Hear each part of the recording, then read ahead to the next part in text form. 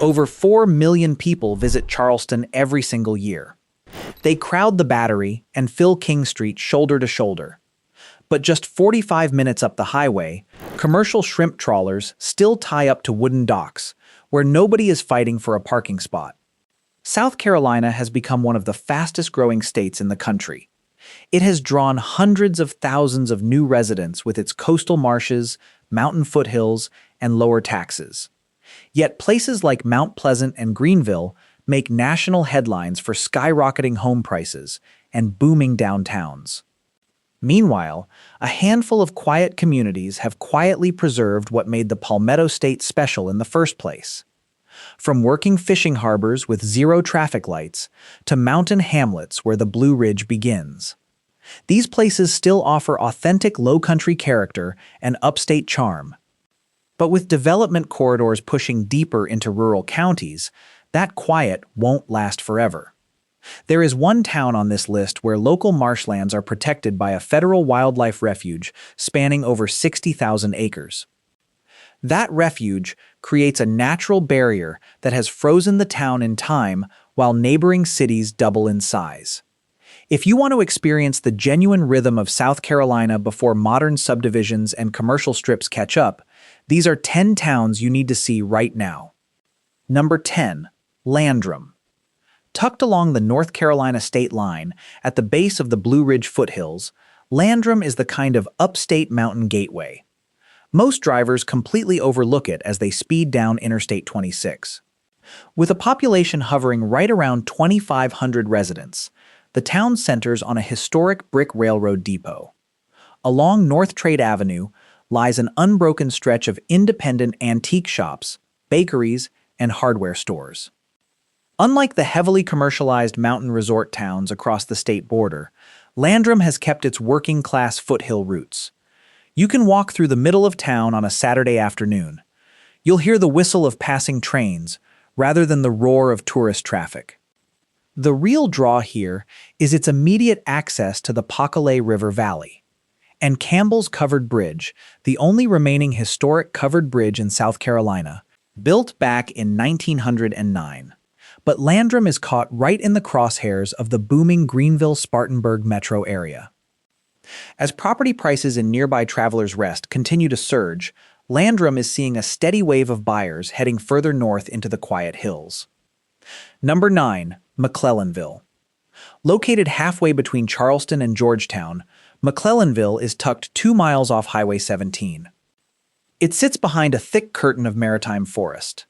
Unless you purposely turn off the main corridor toward Jeremy Creek, you would never even know it exists.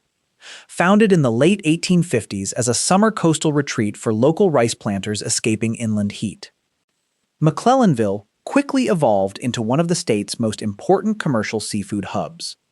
Along the waterfront, towering shrimp boats still unload daily catches of wild-caught white shrimp right onto the docks at the local co-op. There are no high-rise hotels, no chain restaurants, and not a single stoplight within the town limits. The town is bordered by both the Francis Marion National Forest and the Cape Romaine National Wildlife Refuge. That refuge keeps 66,000 acres of salt marsh permanently wild. Because of those federal boundaries, McClellanville cannot sprawl outward. But as Charleston's suburban perimeter expands northward, day trippers and coastal developers are eyeing every remaining private parcel along the creek. Number 8. Abbeville. Set deep in the rolling farmland of the old 96 district in the upstate, Abbeville is built around a classic European-style public square. That square looks almost untouched by the last 70 years. Anchored by the 1908 Abbeville Opera House and the historic Belmont Hotel, the town square comes into view. It features brick streets, vintage lampposts, and independent family-owned storefronts. Abbeville holds a unique and heavy footprint in American history. It is recognized as both the birthplace and the deathbed of the Confederacy. The first organized secession meeting took place here in 1860. Jefferson Davis held his final council meeting here in 1865, dissolving the Confederate government. Beyond its complicated historical architecture, Abbeville remains a remarkably affordable and quiet community of roughly 5,000 people.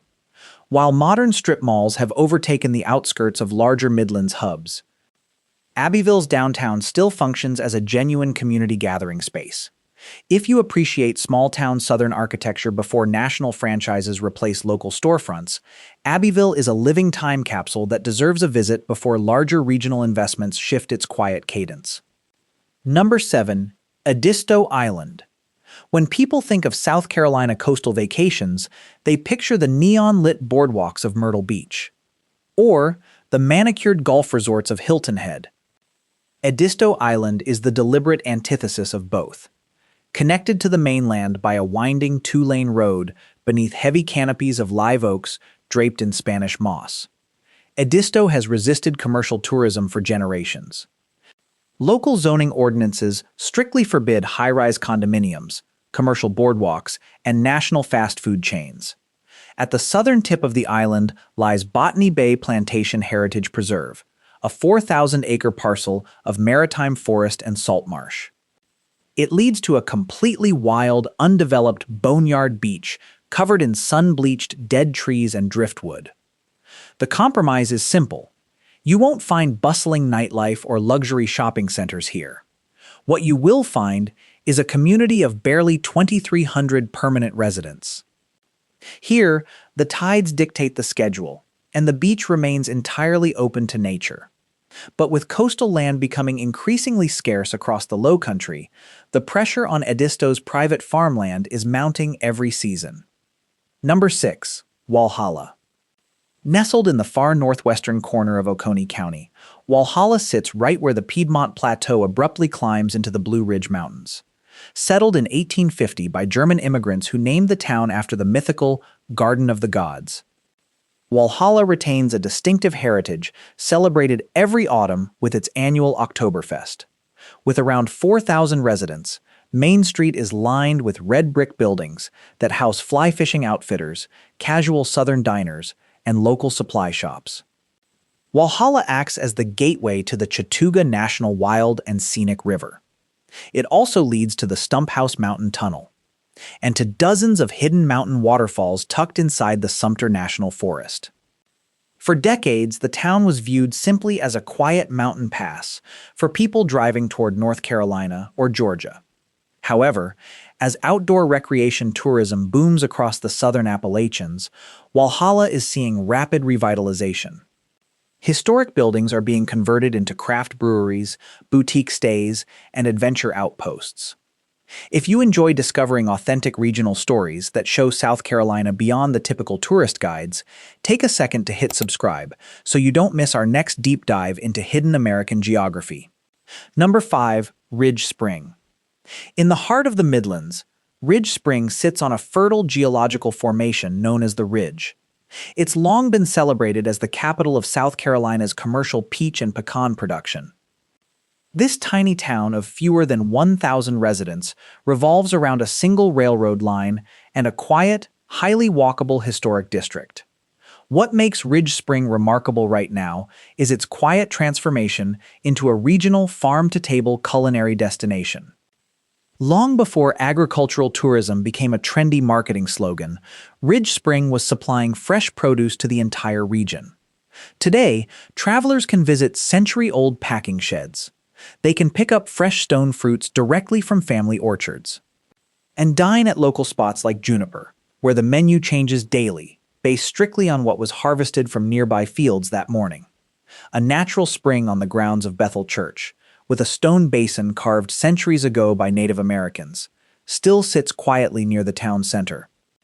Ridge Spring offers an authentic glimpse into South Carolina's deep agrarian roots. But as suburban growth from nearby Aiken and Columbia expands outward, this rural farming enclave is quickly becoming a favorite weekend retreat for city dwellers. Number 4. Cheraw. Located along the PD River in Chesterfield County, Cheraw earned the historic nickname, the prettiest town in Dixie. Its sprawling 213-acre historic district backs up the title. The town contains dozens of impeccably preserved antebellum and Victorian homes, shaded by massive live oaks planted along wide, unhurried avenues. Cheraw is also the birthplace of jazz icon Dizzy Gillespie, who was born here in 1917. Today, the town honors that legacy with a series of public art installations and an annual jazz festival that fills the historic town square with live music. Just outside town, Cheraw State Park encompasses over 7,000 acres of longleaf pine forest and a 300-acre lake. It was built entirely by the Civilian Conservation Corps in the 1930s. Cheraw offers an extraordinary combination of deep musical heritage, historic architecture, and pristine state park access. Because it sits well away from the major interstate highways, Cheraw has largely avoided the rapid suburban sprawl seen in other parts of the state. That isolation has protected its historic charm, but modern heritage tourism is steadily putting this PD community back on the map. Number 3. Port Royal. Just south of Beaufort, on the southern tip of Port Royal Island, sits the historic coastal village of Port Royal. While Beaufort captures the vast majority of tourists with its bustling waterfront park and carriage tours, Port Royal has quietly maintained the atmosphere of a working coastal settlement. Port Royal's street grid still carries names like Paris Avenue, London Avenue, and Edinburgh Avenue. These names reflect the Spanish, French, and English explorers who fought over this natural deep-water harbor in the 16th and 17th centuries. At the center of town, the Port Royal Cypress Wetlands provides a stunning, walkable boardwalk system.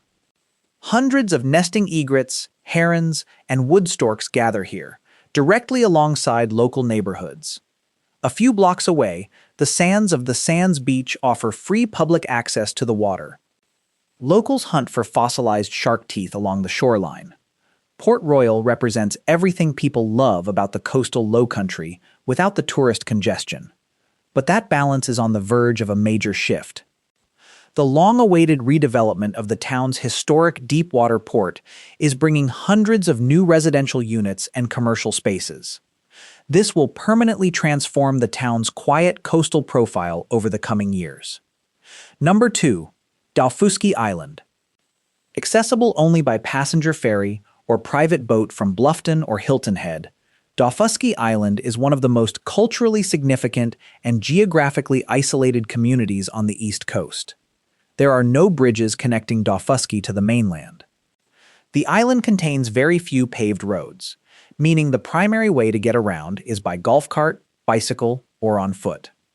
With a year-round population of under 500 people, Daufuskie has preserved dense maritime forests and dirt roads lined with Spanish moss. It also holds miles of completely empty Atlantic beaches. More importantly, Daufuskie is a living center of Gullah Geechee culture. It is inhabited by descendants of formerly enslaved West Africans who maintained their distinct language, culinary traditions, and basket-weaving crafts in relative isolation for generations. Historic landmarks like the Mary Field School, where author Pat Conroy once taught, still stand along the dirt lanes. Daufuskie gives you the feeling of stepping back 50 years into coastal history. However, rising mainland real estate values have triggered aggressive property purchases and development battles on the island. It's critical to experience Daufuskie's authentic, unplugged rhythm before modern private resorts encroach further on its historic core. Number 1. Georgetown. Founded in 1729, Georgetown is the third oldest city in South Carolina. Yet it sits right in the shadow of two of the most heavily visited destinations in the entire South, Charleston to the south and Myrtle Beach to the north. While millions of vacationers drive right through Georgetown on Highway 17 every summer, very few take the time to turn onto Front Street and explore its deep maritime past. Georgetown sits at the convergence of 5 major rivers, emptying into Winyah Bay. This historically made it the undisputed rice capital of the world in the 18th and 19th centuries. That wealth left behind an astonishing collection of over 60 historic homes and buildings within its walkable historic district, all shaded by ancient live oaks.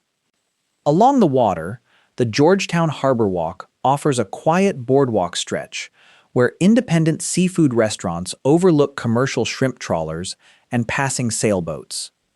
You can tour the historic Rice Museum, explore the Kaminsky House Museum overlooking the river, or take a boat tour out toward the deserted barrier islands of Winyah Bay, without fighting through heavy crowds.